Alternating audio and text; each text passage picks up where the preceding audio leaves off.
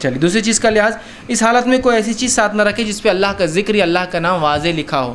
جیسے کہ ایک روایت میں آتا، نبی اکرم صلی اللہ علیہ وسلم سے ایک انگوٹھی تھی جو کھلی باہر آپ پہنتے تھے، جسے محمد رسول اللہ لکھا تھا، جو مہر تھی آپ کی، اسٹیمپ تھا، جو بادشاہوں کو آپ خطوط لکھتے، لیٹرس لکھتے تو اس پر مارا جاتا، تو وہ آپ اتار دیا کرتے تھے. تو اس سے علماء لکھتے ہیں کہ ایسی کوئی چیز جو ظاہری اللہ کا نام یا ذکر ہو، جیسا آپ کے مصحف ہے جیب میں، قرآن ہے، آپ پڑھنے کے عادی ہے، تو وہ نہیں لے جا سکتے آپ. رہا معاملہ وہ قرآن جو الیکٹرانک فارم میں موبائل، آئی پاڈز یا دوسری چیزوں میں ہے، وہ الگ چیز ہے، اس کی حرمت قرآن جیسی نہیں ہے. لیکن جو مصحف ہوتا ہے، پیج وائز جو قرآن ہوتا ہے، اس کی بڑی حرمت ہے، اس کو تو نہیں لے جا سکتے. وہ الیکٹرانک فارم میں ہے کہ تو اگر کوئی موبائل گر گیا اس میں قرآن ہے تو آپ یہ نہیں بولتے قرآن گرا، موبائل گرا.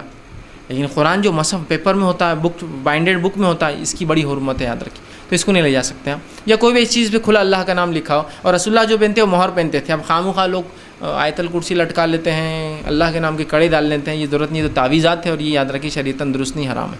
بہرحال تو ایسا کوئی چیز اس پہ ذکر نہ لے جائے. تیسری چیز، بیت الخلاء میں داخل ہوتے وقت جو ہے اپنا الٹا پاؤں اندر ڈالے، پہلے دایاں پاؤں الٹا، لیفٹ لیگ ڈالے آپ پہلے، اور مسجد میں داخل ہوتے وقت سیدھا ڈالے. تو یہاں الٹا یاد رکھیے. بہت سے لوگ بس طہارت کو تو جانا ہے، کیا پرواہ کون سا پیر جا رہا ہے، بس جانا ہے. یہ سنت کا بھی اہتمام کرے. اس سے کیا فائدے ہو سکتے ہیں دنیاوی اعتبار سے واللہ عالم، لیکن ہم اس کے فائدے اٹھا رہے ہیں. کچھ چیزیں ایسی ہوتی ہے جو سمجھ میں نہیں آتی، لیکن اگر بنانے والا اتنا حکیم ہو تو آپ اعتماد کر لیتے ہیں. بھائی یہ دوا ہے، اس میں کیا پتہ ہے کہ آپ کو نہیں، پھر کیوں کھا رہے؟ نہیں، وہ حکیم صاحب نے دیے، وہ بہت ہوشیار ہے، انہوں نے اگر دیے ہوں گے تو فائدہ ہوگا. تو رب نے جب کہہ دیا، اس کے رسول کے ذریعے بتا دیا، تو بس کر لیجیے عمل. فائدے کیا ہے آپ اٹھاتے رہیں گے، سمجھ میں آؤ نہ ہو. لیکن سائنسی اس کے کچھ نہ کچھ فائدے، کہ تو اسلام نے جن چیزوں کو حلال قرار دیا اور جو آپ نے کر کے بتایا، وہ کام کبھی بھی انسانی نفع کے لیے، انسانی فائدے کے، اور جو کام آپ نے نہیں کیا اور شریعت نے جس کو حرام قرار دیا، وہ کبھی بھی نقصان کے لیے انسانی، وہ اس کو فائدہ نہیں دے سکتا. ٹھیک ہے، کر لیجیے عمل بس. تو الٹا پیر ڈالیے سب سے پہلے، سیدھا پیر مت ڈالیے. ٹھیک ہے، الٹا پیر آپ ڈالیں گے. اور الٹا پیر جب آپ ڈالیں گے تو ڈالنے سے پہلے یہ دعا پڑھیں گے، بسم اللہ. ٹھیک ہے، یہ دعا ہے جو بیت الخلاء میں جانے کی دعا ہے، اور بہت چھوٹی سی، اللہم انی اعوذ بک من الخبث والخبائث. اے اللہ میں تجھ سے، بسم اللہ، اللہ کے نام سے، اے اللہ میں تجھ سے پناہ چاہتا ہوں خبث اور خبائث سے، مطلب وہ جنوں سے جو انتہائی قسم کے غلیظ جن ہوتے ہیں، اور جو انسانوں کو جب وہ ننگے ہوتے ہیں، پیشاب یا پیخانے کی حاجت کو جاتے تب تاڑتے ہیں، تب تکلیف پہنچاتے، تب ایذا دیتے ہیں. تو میں پناہ مانگتا ہوں ایسے جن سے، خبث اور خبائث ان کی مذکر مؤنث سے، مذکر خبث اور مؤنث جو خبائث، ان دونوں سے میں تیری پناہ میں آتا ہوں. ٹھیک، کتنی آسان اور چھوٹی سی دعا ہے. لیفٹ لیگ ڈالیں گے اور اس سے پہلے دعا پڑھتے ہوئے آپ داخل ہوں گے. اگر آپ داخل ہو گئے اور پھر یاد آئے دعا بھول گیا تو آپ دل میں آپ پڑھ لیں گے، کہ تو زبان سے ادا کرنا تو حرام ہو جائے گا بیت الخلاء میں آپ. لیکن دل کے معاملے کو اللہ پکڑ نہیں کرتا ہے. جو خیالات دل میں آتے ہیں اللہ پکڑ نہیں کرتے، لیکن ایک اچھا خیال یہ دعا ہی آئیں گی نا، تو دل میں پھر کر لیجیے. ہوتا ہے ویسے لوگ جا کے ارے کیا کروں، تو دل میں آپ، زبان پہ لانا تو حرام ہے آپ کے لیے، چونکہ آپ بیت الخلاء میں وہاں نہیں ہو سکتا. آپ دل میں آپ پڑھ لیجیے. ٹھیک ہے، تو آپ دل میں پڑھیں گے اس وقت، لیکن آپ زبان سے ادا کرتے پہلے اندر جو ہے داخل ہوں گے. اسی طرح چوتھی چیز، زمین سے قریب ہونے سے پہلے اپنے کپڑے کو نیچے یا اوپر نہ کرے. دونوں باتیں ہو سکتی ہیں. کچھ جگہ کپڑے لمبے ہوتے ہیں تو اوپر کرنا پڑتا ہے بیت الخلاء کو بیٹھنے کے لیے، اور کچھ جگہ کپڑے نیچے کرنا پڑتا ہے بیت الخلاء میں بیٹھنے کے لیے. ڈیپینڈ ہے کلچر کے اعتبار سے، ماحول کے اعتبار سے کیا لوگ پہنتے ہیں. اگر کسی نے صوف پہن رکھا ہو، لمبا جو جھبا ہوتا ہے رب، تو وہ اوپر کریں گا، لیکن وہیں کسی نے پینٹ پہنا ہو تو نیچے کریں گا. تو میں دونوں باتیں کہوں گا. اوپر یا نیچے کرنے سے پہلے اتنے جھک جائے کہ اگر امکان ہو کہ کہیں سے نظریں پڑتی ہو، چونکہ کچھ جگہ سمجھ لیجیے بیت الخلاء گاؤں میں آپ چلے جائیے 4 فٹ کی دیوار ہوتی ہے بیت الخلاء کی، سمجھ رہے ہیں، یا 3 فٹ کی دیوار ہوتی ہے، نیچے بیٹھ جائے تو نہیں دکھیں گا. ٹھیک ہے، یا کچھ علاقوں میں آپ جائیے بیت الخلاء کو صرف 3 فٹ کا دروازہ رہتا. ٹھیک، پھر آپ وہاں کیا کریں گے؟ آپ مجبوریاں ہوتی ہیں، اس کے علاوہ چارہ ہی نہیں آپ کے پاس، چارہ نہیں. ایسی مجبوریاں آ سکتی، جیسا مثال کے طور پر آپ کسی جیل میں چلے جائیے،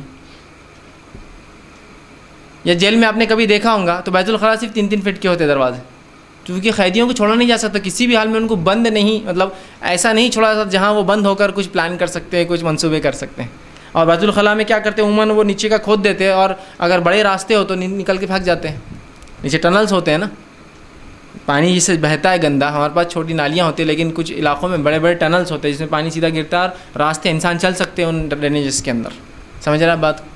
تو کھلا نہیں چھوڑا جاتا، 3 فٹ کے ہوتے تاکہ دکھتے رہے کون اندر. مجبوریاں ہو سکتی، یا آپ نظروں سے دور تو چلے گئے، لیکن کچھ عمارتیں جو دیکھ سکتے ہیں لوگ، اونچی عمارتیں، اب کتنے دور جائیں گے آدمی, کہاں تک بھاگیں گا, ٹھیک.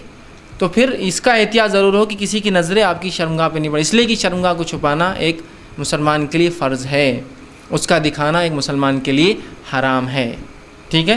تو بہرحال اتنا آپ احتیاط کریں کوئی آپ کی شرمگاہ نہ دیکھ پائے. اسی طرح پانچویں چیز, ٹھیک ہے, جب ہم پیشاب یا پیخانے کے لیے بیٹھیں گے اور کھلے میں اگر ہو تو ہمارا چہرہ اور پیٹھ دونوں قبلے کی طرف نہیں ہونا چاہیے.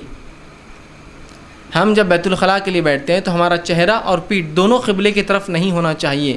لیکن اگر بند ہے, جیسا آج کل ہمارے گھروں میں بند ہوتے ہیں, تو اس میں کوئی معنی نہیں, اس کا قبلہ اور اس کا کوئی جو ہے کوئی اہمیت نہیں. لیکن اگر کھلے میں ہیں آپ, اوپن اسپیس میں آپ جا رہے ہیں, تو تب آپ کو یہ بات کا دھیان رکھنا ہوگا کہ میرا چہرہ اور پیٹھ قبلے کی طرف نہ ہو. لیکن جب آپ بند میں ہیں, جیسا آج 4 دیواری ہمارے بیت الخلاء ہوتے ہیں, تو بند بیت الخلاء میں اس کا کوئی مسئلہ نہیں انشاءاللہ. لیکن کھلے اگر ایریے میں جا رہے ہو تو اس کا ضرور احتیاط کرے کہ چہرہ اور پیٹھ دونوں جو ہے پیشاب پیخانے وقت نہ ہو. نبی اکرم صلی اللہ علیہ وسلم فرماتے ہیں, صحیح بخاری اور صحیح مسلم کی متفق علیہ روایت, آپ نے فرمایا لا تستقبلوا القبلۃ ولا تستدبروها, کہ قبلے کی طرف منہ بھی نہ کرو اور قبلے کی طرف پیٹھ دبر اپنی پیٹھ بھی نہ کرو. بغائطی او بول, جب تم پیشاب یا پیخانے کو جاؤ تو نہ اپنا چہرہ نہ اپنا پیٹھ قبلے کے رخ کرو کھلے میں. لیکن بند میں نبی اکرم صلی اللہ علیہ وسلم کو عبداللہ ابن عمر فرماتے ہیں کہ میں نے ایک بار رسول اللہ علیہ وسلم کو دیکھا کہ آپ صلی اللہ علیہ وسلم ایک بند بیت الخلاء میں تھے, لیکن اس کو چھت نہیں تھی, اس کے اوپر چھت نہیں تھی, جس کی وجہ سے جب آپ اٹھ رہے تھے بیت الخلاء کے بعد, تو اٹھتے وقت میں نے دیکھا کہ آپ کا چہرہ قبلے کی طرف تھا. تو اس سے پتہ چلا بند اس میں قبلے کی طرف ہونے سے کوئی حرج نہیں, لیکن کھلے اس میں قبلے کی طرف چہرہ اور منہ دونوں نہیں ہونا چاہیے. یہ مسئلہ ان لوگوں کے لیے زیادہ, بہت سے لوگ گھروں کے اندر وہ ہوتے ہیں, اور بیت الخلاء بٹھانا ہے, بھانڈا بٹھانا WC, تو وہ بولتے ہیں اب قبلہ ہی آ رہا, ڈائریکشن ہے, جگہ نہیں ہے گھر میں, کیا کرنا. تو بند اس کے لیے یہ اصول نہیں ہے, کھلے اس میں تو بالکل آپ کو اس کی احتیاط کرنا پڑیں گے, ٹھیک.